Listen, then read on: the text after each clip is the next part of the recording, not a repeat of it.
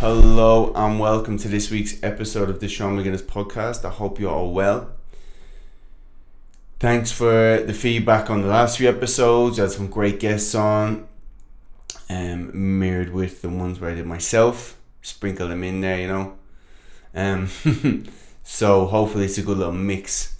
These episodes we can go a little bit deeper on one individual subject, ones which are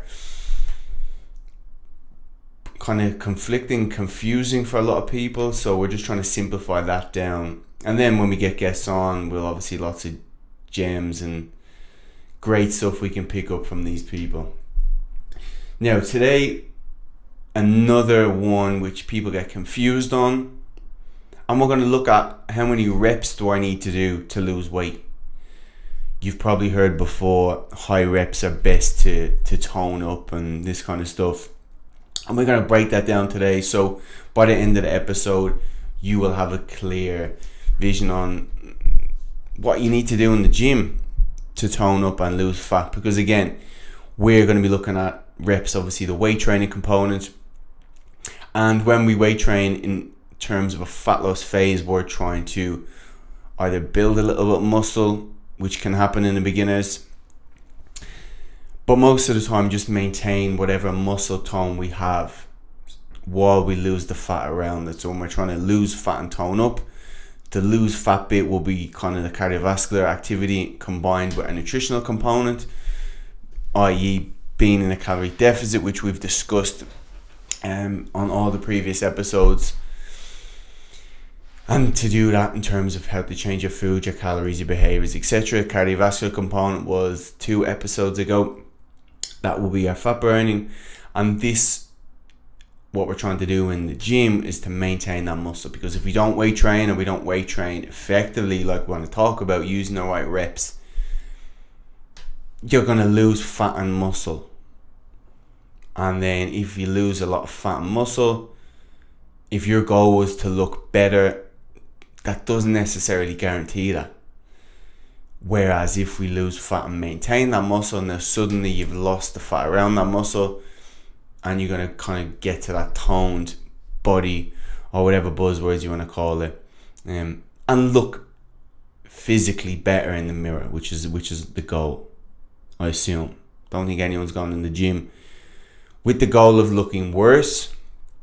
I don't know if there's any genetically gifted people out there that go into the gym and just try giving else a chance. So do the wrong rep schemes, do all the stuff we're going to talk about, what not to do to give everyone a chance and level the playing field out. I don't know. I did a little post there yesterday on the same very subject, ironically, in the Olympics, which is a bit of a shambles in my opinion because of this, or in addition to this cements 2 female runners from Namibia. Their normal event is 400 meters. I think they're like the world record holders. They were deemed to have too high of natural testosterone, so they weren't allowed to run in their event.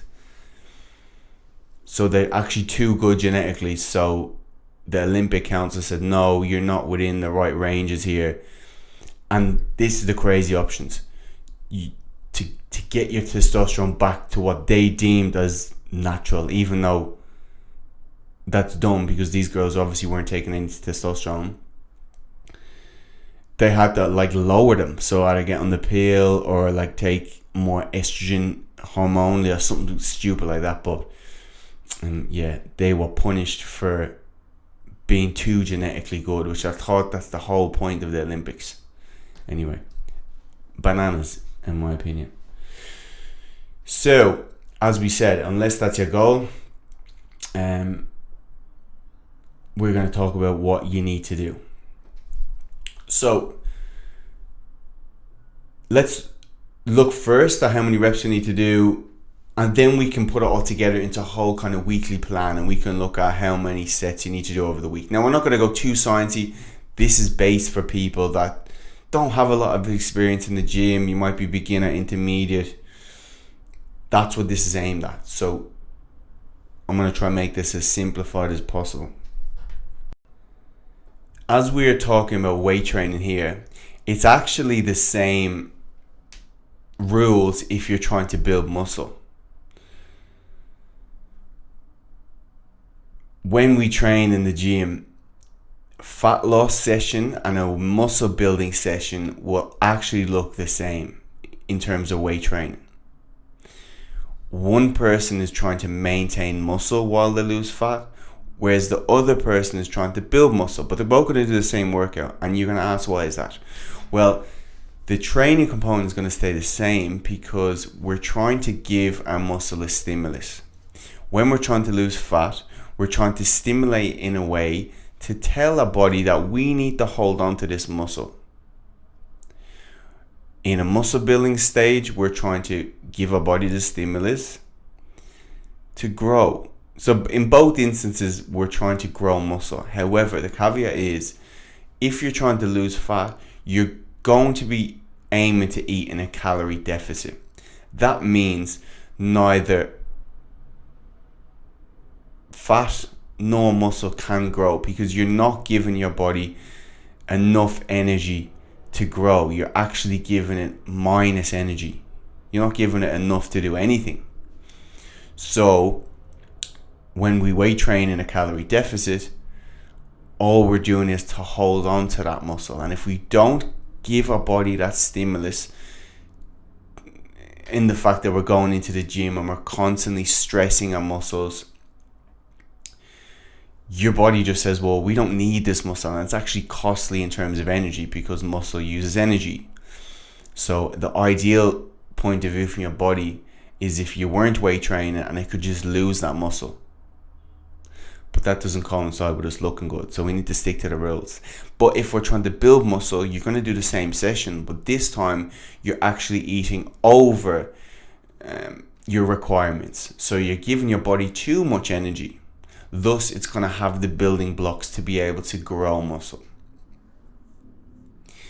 And we always used to stay relating. But unless you're like these two Namibian girls, even if you were weight training and were overeating, you're not going to gain muscle like a guy. And that's not being sexist. It's because the hormonal function of most girls, they have like the same amount of testosterone as a prepubescent boy.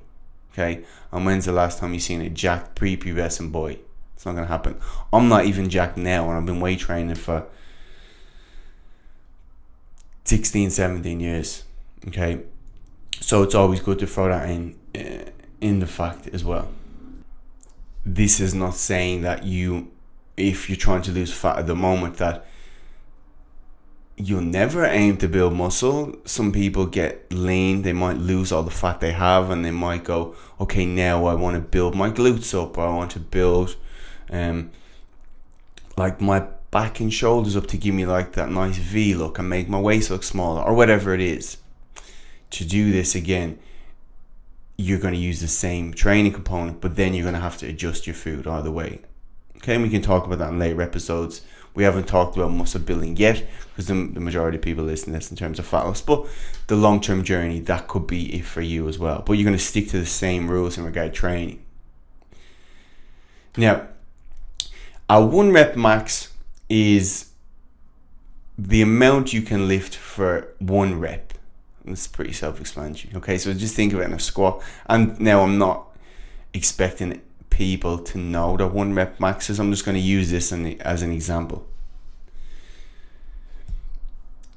So let's say my 1 rep max for a squat, well, I think the most I've done up to now is 170 kilos in a squat. Okay, so that's my 1 rep max. We can build muscle or maintain muscle. When I say build muscle, intertwine both build muscle and maintain muscle. We're going to use them both interchangeably. Don't just think, say build muscle, you're going to end up like Arnold. You're not. We're think about that toned, sexy look, what we're going for. So if my 1 rep max is 170 kilos on a squat, we can build muscle and maintain muscle anywhere from 30% of my 1 rep max to around 85% of my 1 rep max. So let me get my calculator because I can't do quick maths off the top of my head.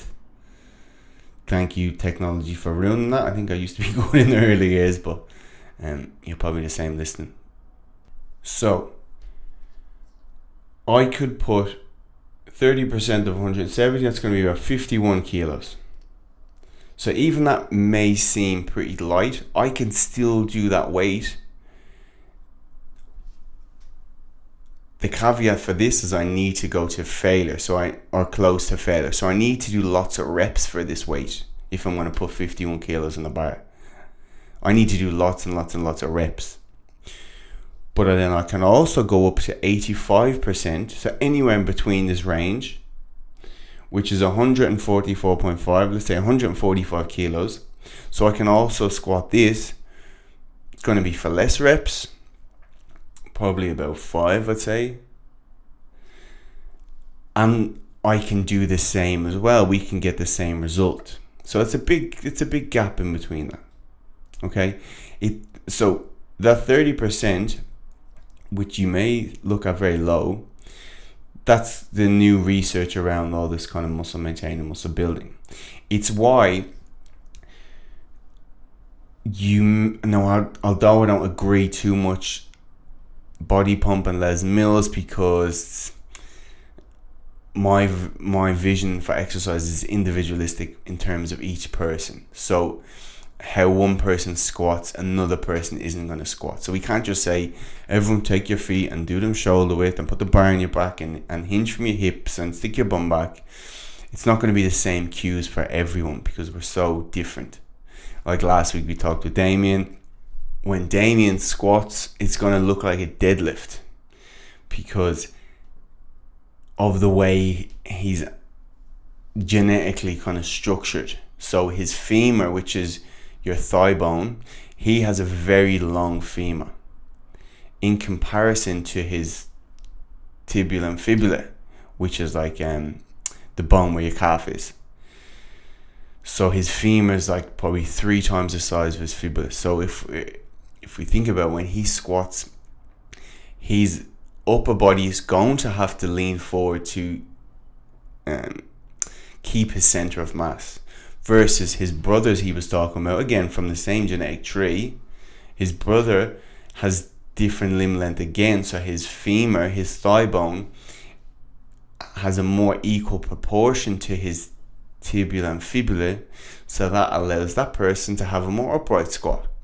So for Damien to have an upright squat, he may have to like elevate his heels, what you see people do, because now that's given Damien it's kind of lengthening in his calf bone out, his tibia and fibula, so it's giving it of a more equal ratio to his thigh bone, thus allowing him to squat more upright. So there's individual differences in every person, how they perform and movement's going to be different. So that's my problem with kind of Les Mills and blah blah blah, and apply that to every exercise they do in that class. However, I have seen people get very good results from that at the start, especially. And I always used to go, why are them people looking good from that class? Like Les Mills. I used to hate group training because I'm very passionate about people maximizing the return on their time. I hate seeing people come in and not get results. Or again, if your goals that have all for you, but for people that didn't know better, and then the teachers be like, this is the best way to train, you should do this. In my head, no, it's not. Like, it's not. But there were people that used to get very good results, even in terms of when they're losing fat, toning up and gaining muscle. That's not a doubt about that. And that ties in, they use lots of reps. They use relatively kind of lightweight to what a person could lift. But as we see here, where someone could lift 30% of their 1 rep max, and if they do enough reps and get close enough to failure, they can get good results. The problem lies in these classes. What I've also seen is a point of diminishing returns. What gets you good results at the start, especially when you're a beginner, doesn't mean that's going to be the key to get good results when your body adapts to it. And then the problem I see in these classes, the other problems in terms of weight and reps, because you're going to the time, sometimes it's too long to be able to put more weight on the bar. Okay, And then you're also not monitoring how many reps you did week to week, so you don't know how to progress it. Okay, so maybe putting 1 kilo each side on the bar is too much. Okay, but you need to keep going, so you're trying to find the right weight to get the same as what the instructor's saying. What you should be doing, as well as individualizing how you do that exact movement, is you should be seeing how many reps you're getting week to week and making sure to progress that either in terms of reps, in terms of sets, or in terms of lifting more weight. That's how you should be. And that's where I see people plateau in these classes, because you get stronger, okay, you're losing fat, you're maintaining muscle, you're doing everything perfect to start, but as you get stronger and you can lift more weight, if you start lifting the same weight, well, now you're not challenging your body, and then you're not going to build muscle, you're not going to maintain that muscle properly. So that's an interesting point on that. And you could probably say the same at CrossFit as well, where they don't have to use a lot of weight, but if they do enough repetitions and they go close enough to failure, they're going to get the same, I wouldn't say gains, but again, people always associate that with getting big and bulky, get the same results. Let's say results. Now, in terms of that, you may, Sean, I don't have a clue what my run rep max is. Don't talk to me about percentages. I hate maths. No problem. In terms of reps, on average, this means 8 to 15 reps. Okay? For nearly every exercise, especially if you're a beginner. You don't need to overcomplicate it. This is on average. And when we do this, we're trying to near towards failure. You don't have to go to complete failure on every set, and it's probably advised against that you don't do that. What you're looking for, and I like Dr. Mike Israetel, Brad Schoenfeld, if you want to look more into it, James Krieger, who else? Eric Helms. These guys put good research around there, they reference good research, and they mostly agree that anywhere from like 2 to 3 reps in reserve each set. And what this means is that you're going to do a weight, okay, you're going as many reps and you're going, oh, this is getting really hard. And this is how you kind of probably judge the right weight in between that 18 to 15 reps. And you're going to go as many, and you're going to go, okay, I could probably do 2 more if someone put a gun to my head, but this is really, really hard. That's where you probably want to go to. If you go to failure, and what is the other point to see, especially guys, terrible with this because they go in and they try to pump it out straight away and go to failure, you're not going to be able to do enough reps and sets to be able to what's called get enough volume, and that's what means do enough work to be able to give your muscles the stimulus. So you can't really just go in, and what we see people go straight into the bench press, put weight on, and they go to complete failure, and then they'll probably take some weights off and try to do a drop set, and you'd actually be better off not doing that. Go to near to the point of failure, but not actually at that point. Do a few sets on that and then move on and do something else. That way you're going to get lots of sets in, lots of volume, versus just doing 2 to 3 sets of complete failure. Again, for the majority of people listening, it applies to kind of beginners, intermediates. Advanced may be a bit different, but advanced I'm going to classify as like probably 10 years of training, consistently training using these principles. Then you also may ask, Sean, how many sets do I need to do per session? Okay, which is a great question. You've probably heard before, or you've probably seen people do one body part in each day. So they might go into the gym and do legs, and the next day do chest, and the next day do back and arms. For the majority of people, they don't need to do that, especially in terms of fat loss, because we want to try and maximize our time in the gym, and we want to try and maximize our time outside the gym, and then try to burn calories doing other stuff that gets us out of the gym. So I would say for most people, 2 to 3 weight sessions per week is perfect. Okay, so the guidelines per sets per body part per week. Okay, and let's just say, when we say sets, let's say like quads, hamstrings, glutes, front. Okay, I'm gonna simplify even more. Front of your body, upper body. Back of your body, upper body. Front of your body, lower body. Back of your body, lower body. Okay. What we're trying to do is around 12 to 15 sets per each of those areas each week. So what that will look like,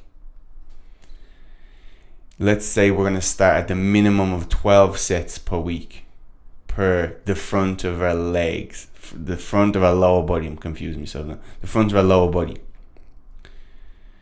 And we are in the gym 3 times per week. I normally like people doing a full body, especially at the start, because if you did a whole day of legs, you're not going to be able to move, and then it's actually going to it might take away your actually walking altogether, so your movement, and then it means you're burning less calories. So you don't need to be crippled. You don't want to be crippled.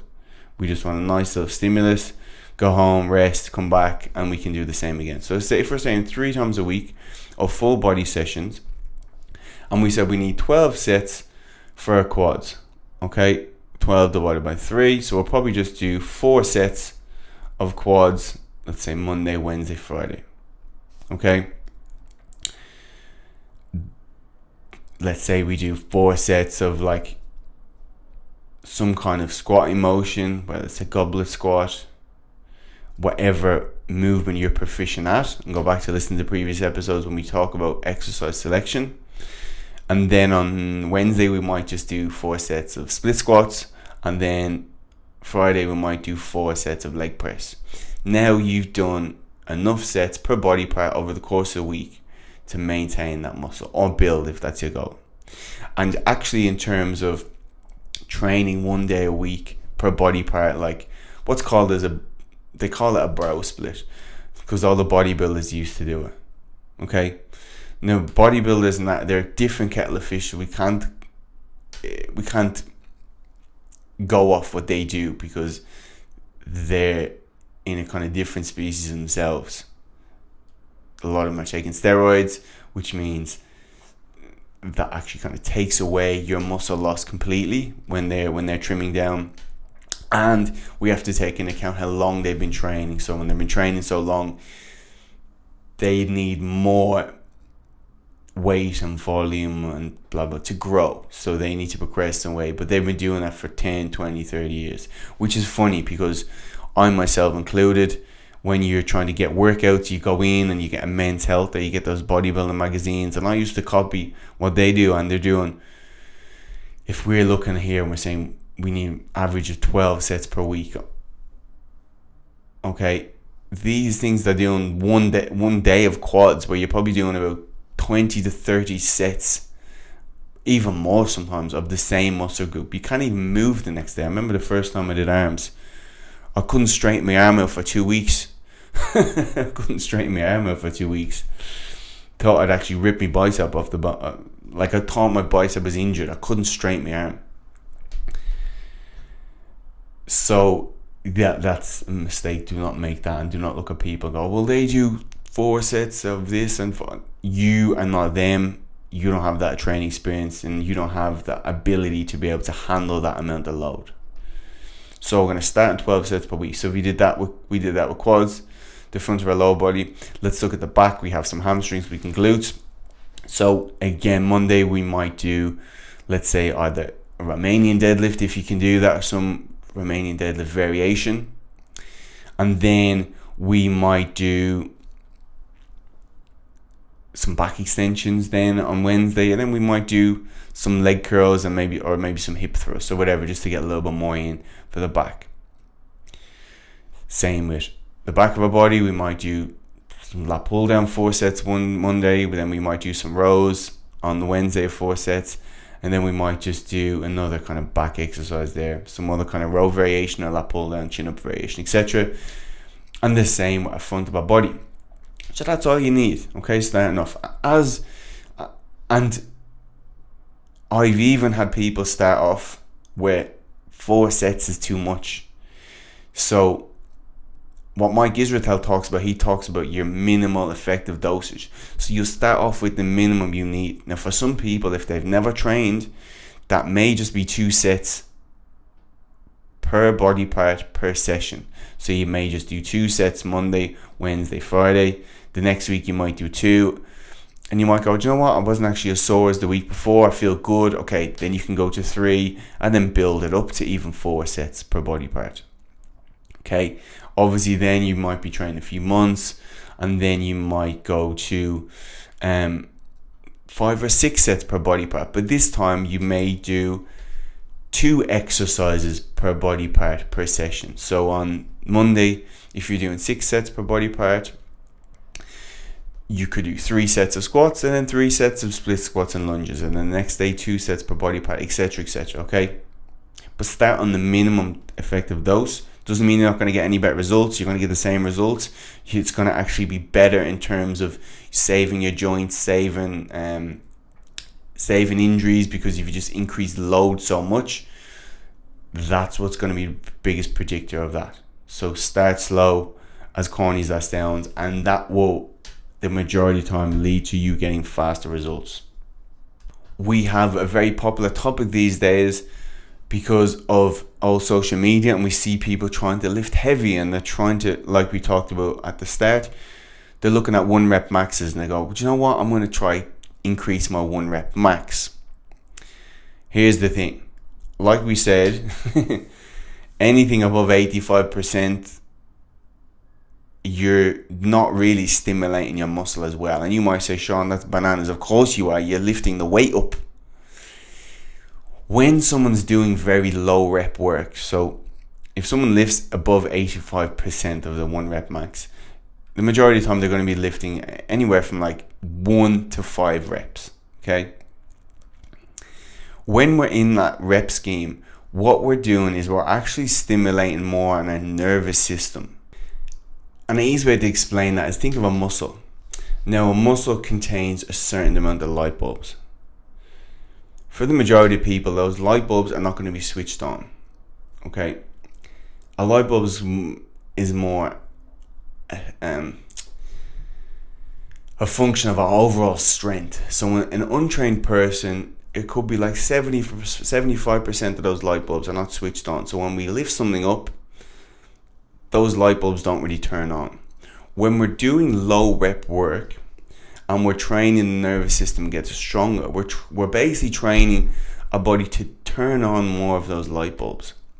So, for example, someone in the Olympics doing the clean and jerk or the snatch, those Olympic events, they're at the maximal level of a person's strength because they're training that rep scheme all the time. So they may have like 80 to 90% of those light bulbs switched on, which means they can lift more weight. They can recruit more of those light bulbs to lift up. However, when we train low reps, although we're training our body to kind of switch more of those light bulbs on, we're not stressing that muscle in a way that it's going to allow it to grow. So we're not breaking down those muscle fibers so that it gets stronger to get bigger, or we maintain that. And in fact, when someone's training in low reps, not to get too sciencey on you, but we don't want to break down muscle because we're trying to lift maximal amount of weight each time. So if we go and did, say, a set of 10 on our squats before we did our low rep stuff, it's actually counterproductive because now we've caused all this kind of blood build up and waste products into our muscles, and that's going to cause us to lift less weight. So, which is great in terms of if we're trying to break that muscle down so it builds up stronger. But if our goal is to get strong, we don't want that. So, for people in that low rep that look like they're lifting heavy, their goal is to increase their weight on the bar, but that doesn't mean they're going to look better.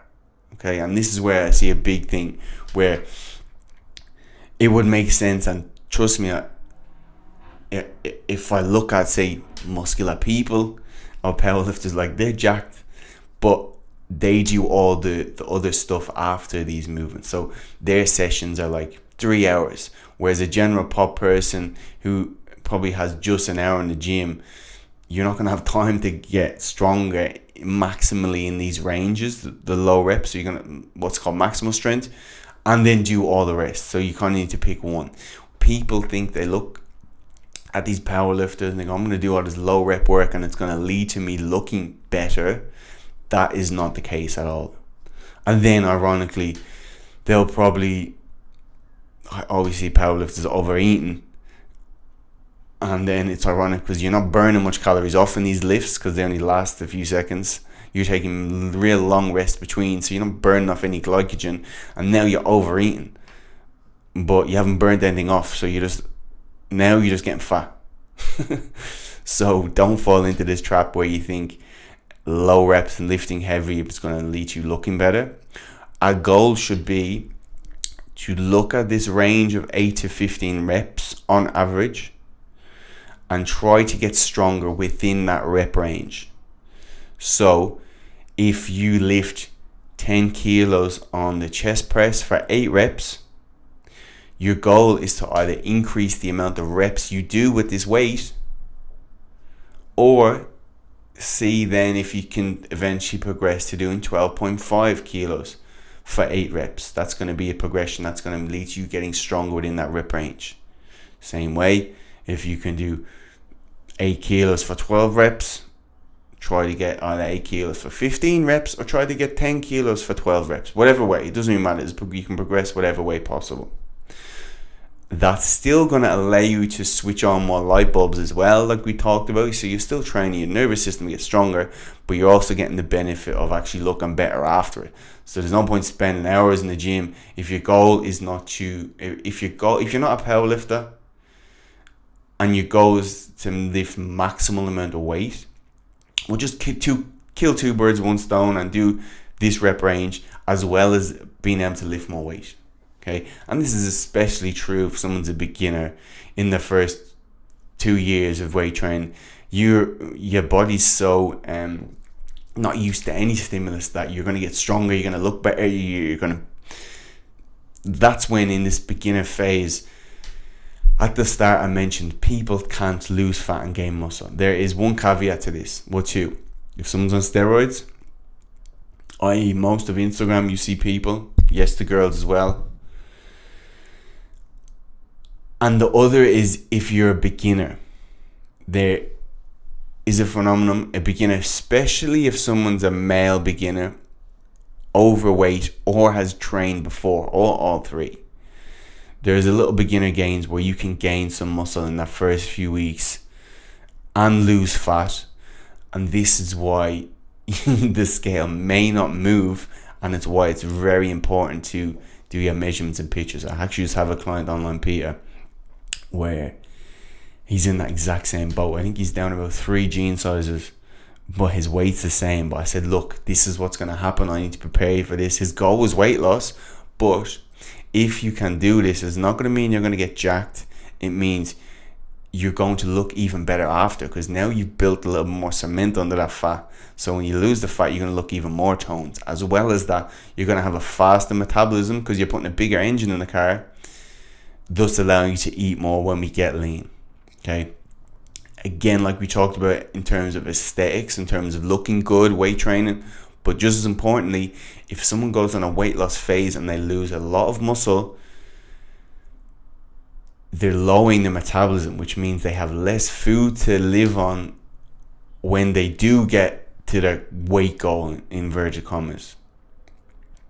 So you not only look worse, but you get to eat less food.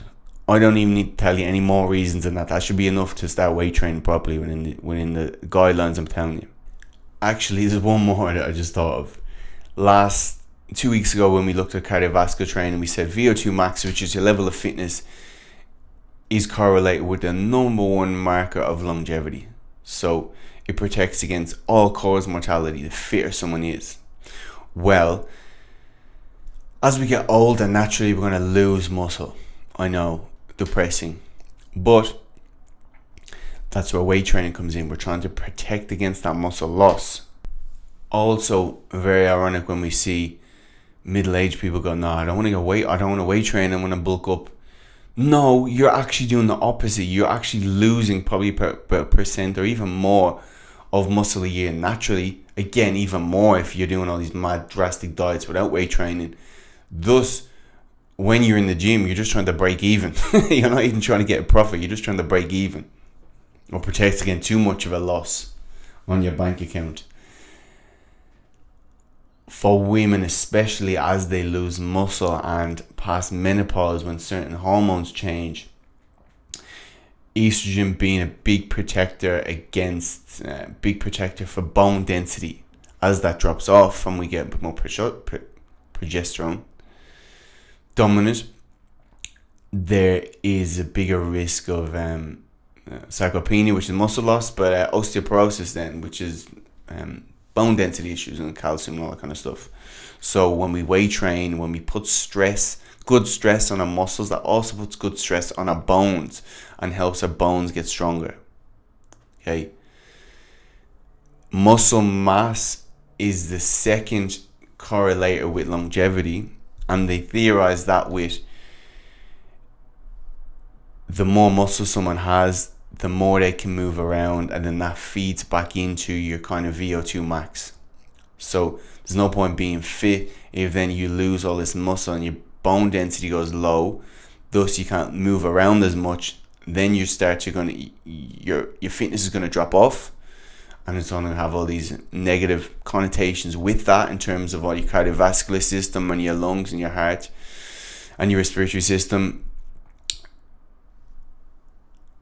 As well as that, they've seen if someone, I think, is like 65 or over, and if you have a fall,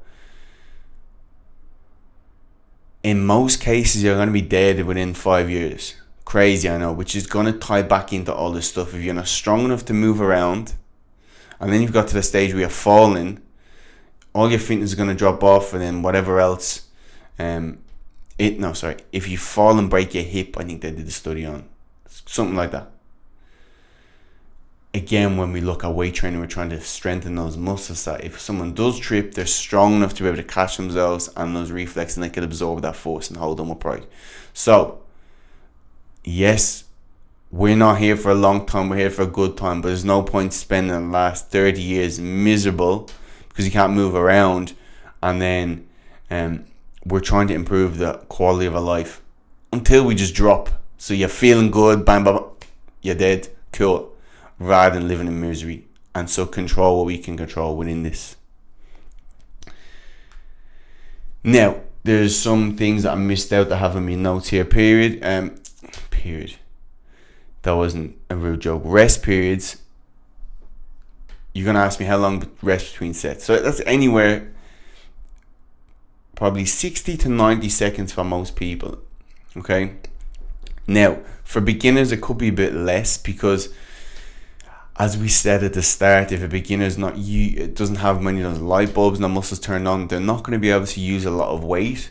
So they're not causing a lot of stress to their muscles versus another person who's able to lift a lot of weight. They're going to cause more stress.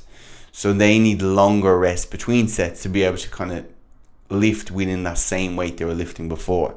So what I would say, and you can experiment down with this, is if you take 60 seconds rest and you're not able to lift the same weight within around the same reps as what you're lifting before, maybe take a bit longer.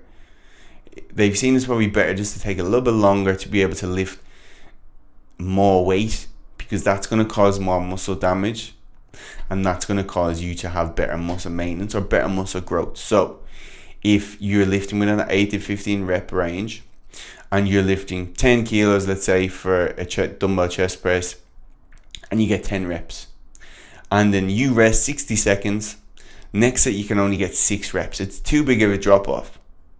Okay, considering that wasn't your weight selection, let's try now maybe next week, or within even that session, you might try resting 90 seconds. Now suddenly you can get 9 or 10 reps again. So it's probably better to do that.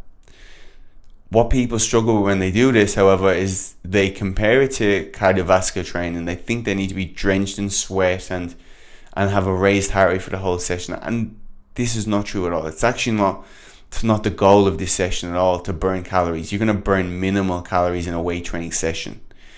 It's something ridiculous, like 150 to 200 calories if you're lucky, because we're resting so long.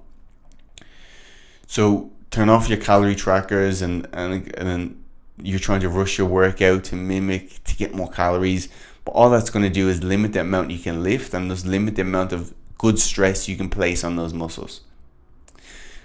Use your cardiovascular sessions to focus on calorie burns. That's no problem. And obviously the biggest one you can look at is your nutrition. Don't be stressing over semantics in terms of calories burned in your weight training session where you're missing out so many calories. So for example, Mrs. Jones burned 300 calories doing her weight session, and at the same time saying that you're putting 3 big dollops of olive oil on your salad. That's 300 calories in itself. So forget calorie burn. The weight training sessions, our goal is to maintain muscle, and your goal is to lift a relative amount of good weight for you that you can lift. So experiment with what rest periods you need. As we said, as you get more advanced, that might be towards that 90 seconds, even 2 minutes in some cases.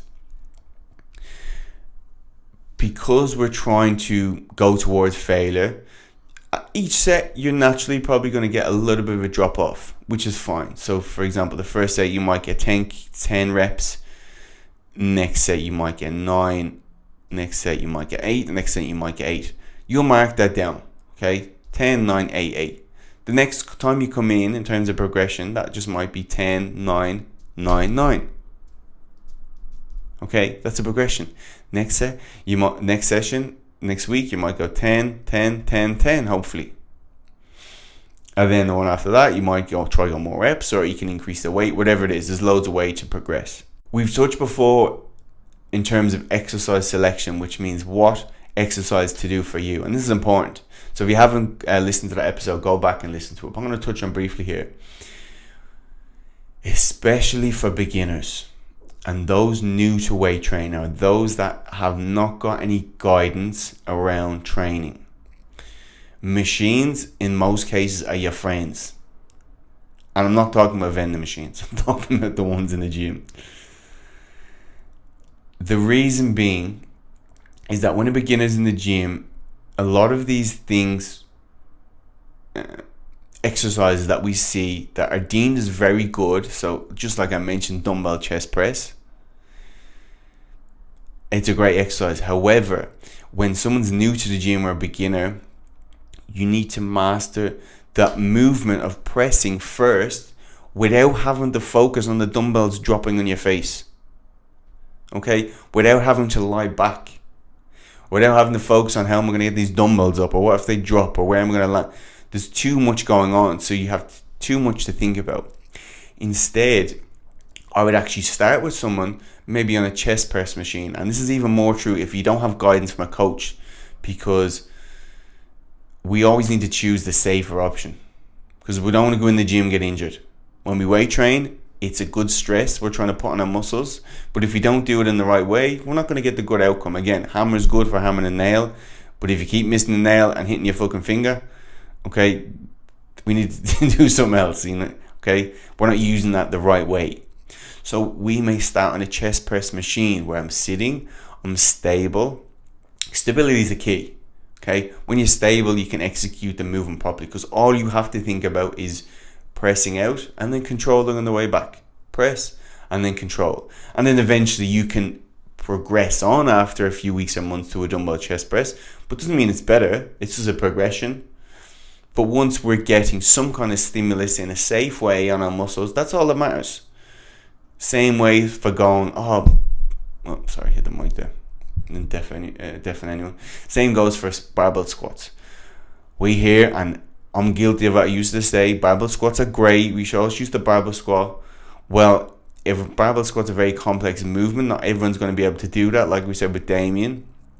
So, especially a beginner, I need to think of another safer movement. We're always trying to think of risk to reward. What's the risk? What's the reward? If it's a high risk for a minimum reward, it's not worth it. We want low risk, high reward. When I get someone on a machine, low risk, and then it's a high reward for being able to get that person to the workout. So a better option for a squat, maybe if your gym has like a assisted squat machine, like a hack squat or a pendulum. It could be a leg press in some cases. In some really beginner cases, it could be just a leg extension where you just learn to work your quads. Because when I get someone standing up on their own, they have to try to stabilize themselves. So now we're using the stabilizing muscles, and now you're not trying to fall over. So you are taking the focus of learning how to squat. And actually, if I get you to move well on a machine, that develops a certain movement pattern. So when we get on to the more complex movements, if you want, you don't have to. If you want to progress onto the more complex stuff, you're going to do that movement without thinking. Okay, again, Dr. Pat Davison talks about it in terms of basketball. If I'm trying to teach someone how to shoot, I'm not going to start telling them to shoot from halfway. I'm probably going to start right under the net. I'm probably going to start with layups. Hit it off the back. And I'm going to do that so many times that that's become second nature. Then I'm going to move them out of me, and I'm going to practice them shooting that way when they get that. So by the time, if they want to start shooting from the halfway court, it's going to be unconscious. They're going to have better skill acquisition. Okay, exercise is skill. We have to learn to do it. So if I get someone and I may start them in a squatting motion that teaches them to squat without having to think about it, i.e. like a hack squat or pendulum, or like an elevated goblet squat, which is, I'm going to say simple, but simple is relative to each person. That movement is kind of teaching them how to do it themselves. So they don't have to focus on technique. So when they get into a barbell squat, you just do the movement. You don't have to think about it. It's unconscious. So start with machines. Start with the lower risk to high reward movements. And then we can progress more onto the other stuff. Again, seated machine rows, lat pull downs, line leg curls, back extensions. I mentioned Romanian deadlifts. They're a bit complex for most, so back extension is probably going to be a better option. And you'll do that for the main muscle groups. We didn't really touch on the smaller muscle groups like your arms, your biceps, your triceps, your shoulders. Because anytime we do a pulling motion, we're going to work predominantly our back, but we're also going to get some bicep in there, so it's going to work some secondary. Anytime we do a pressing motion, we're going to work either the shoulders or the chest, and we're going to get some triceps in there anyway. If you wanted to do some at the end, that's fine. These muscles are less fatiguing, so they can kind of handle you doing them nearly every day in the gym. So you might just do 2 sets per these smaller muscle groups, and if you wanted to increase them as you go, you can do that. But calves, the side of your shoulders, which you'll work with ladder raises, your rear delts, which you can isolate more, like bench over dumbbell flies. That way, tricep extensions, bicep curls. Again, the machines are easier. Calf raises, and then like a seated calf raise, whatever it is, to keep those smaller muscles in check. And that is all I think I have in my notes for today. I do have a little thing about Ronnie Coleman, who was very inspiring bodybuilder. Do not get me wrong when I say this, but I'm saying learn from his mistakes. He used probably maximal weight in movements that had a high risk to reward. So he used to really, really, really heavy barbell squats and front squats, I think, and deadlifts. And I think he got some injuries and just kept training with those injuries. And I think he's herniated or just done every disc in his whole spine. And now he's in like 11 out of 10 pain every day. He's in a wheelchair, and he's pretty young as well. So ties back into using safer movements. The other benefit of using these machines to create its own stability and then lower that risk is then when we're going near to failure, like we want to do, there's going to be no risk. If you go near failing a barbell squat, the risk is you fall over and drop that bar on your head. Versus the machine is going to allow you to stabilize that and allow you to give a good stress in a safe way. So I think that is all. Let's just do a quick recap. Not like we're in school, but just to make sure everything's put together. I'm shuffling my notes here.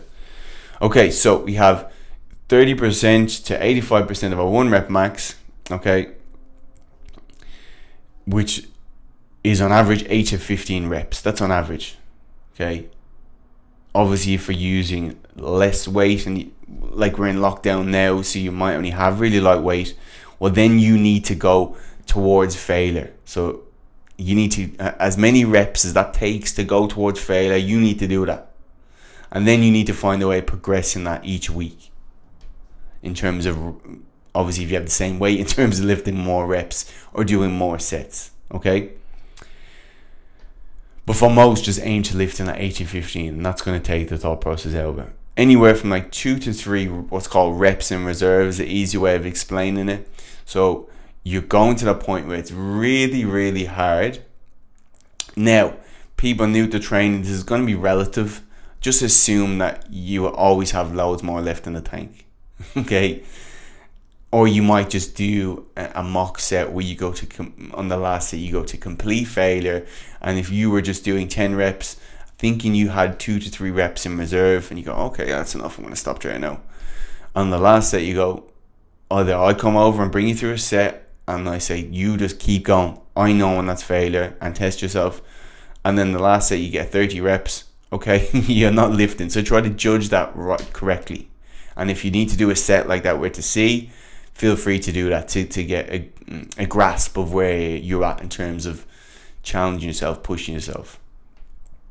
That's the people that go against reps in reserve. They have against that because they go, well, a lot of people don't know how hard they can train the potential. So that is the caveat with that. You may test yourself out, or get someone to get a partner, get a coach to do a session with you and push you to see where you're at, see where you're holding back. On average per week, we're trying to get, let's say, 12 to 15 sets per body part, okay, per the main body parts. So it kind of equates to anywhere from like 4 sets per body part if you're doing 3 times a week. Obviously, if someone then maybe started on this and then they did to like 2 upper body, 2 lower, then it's going to enable you to do that a little bit easier. But just start with the minimum effective dosage, 2 to 3 sessions, trying to hit that 12 to 15 per sets per week. So if you're just doing 2 sessions per week, obviously then you may need to do 6 sets per body part, okay, broken up into probably like 2 exercises, 3 sets on each, to hit that per main muscle groups. Use exercises that have a low risk to high reward. Machines are great for most people. Rest periods anywhere from 60 to 90 seconds. That may be less if you're a beginner, that might be a little bit more if you're more advanced. Again, look at what you're lifting in terms of if it goes down too quick, take more of a rest. These sessions aren't your calorie burn sessions. They're to maintain muscle and look great while the rest kind of trims the hedges while you have the flowers ready to show off. Or what's the another analogy? You have a lovely lawn under there, but you just need to get rid of the snow. Okay, and you're going to maintain that lawn while you brush that snow away. And then don't lift for the gram. These people, and they might think they're going to look better after all these low reps and heavy weights, but they're probably going to injure themselves because they're lifting maximal weights all the time. Again, high risk, low reward, because they're not actually training the muscles to either grow or maintain. They're just training the nervous system. So don't do that. Don't lift for it. If you go into a trainer and you're trying to lose weight, and he goes, well, let's try to get your 1 rep max on the deadlift better. Just walk out. Send them this podcast. If no one's looking, give them a cheeky little clap in the face and walk away and never go back near that place again. Boom, there you go. Hopefully that cleared everything up for you. You plural. If you have any questions, please let me know. Again, just try to keep it as simple as possible. It's funny within the fitness industry, they're always arguing in terms of like advanced science for the really, really advanced people, and that's when you probably hear conflicting things. But majority of the time, they're not talking to beginners and intermediates. They're always arguing between themselves for like the nuances in terms of the most advanced training. How can I get that 1% more? They forget and I'm a man of the people, so that's why I bring in this episode. If you can just do what I said, do this consistently over months and years, and then forget everything you read in Men's Health, you will be on your way. Okay, putting stuff 1 or 2 cardiovascular sessions per week, or even more if you can. Follow the stuff in terms of nutrition, and that is the magic formula. There you go. Hopefully you enjoyed that episode. Please share it to lots of people, because I know lots of people need to hear that. I did as my previous, when I first started as a trainer, I wish I listened to this episode. And there you go. I will speak to you all in the next episode. Any questions, just DM me on Instagram, or you can email sean@livelongperformance.com. If you need any help with your coaching, head on to livelongperformance.com. Or again, send me an email and we can book in a call to get you on your way. All right, I will speak to you all in the next episode. Have a great day, evening, or night, wherever you're in the world.